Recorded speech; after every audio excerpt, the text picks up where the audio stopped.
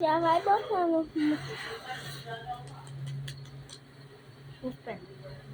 E agora, a gente vai se transformar em um montão de coisas muito malucas.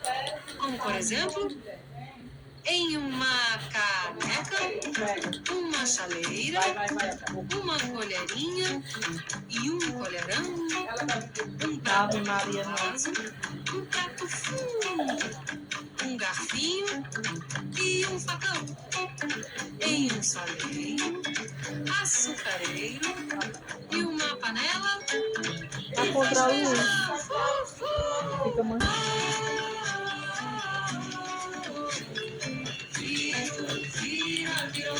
Vira uma caneca, uma chaleira, uma colherinha, um colherão, um prato raso, um prato fundo, vira um garfinho e um facão, vira um saleiro, açucareiro e uma panela que faz feijão.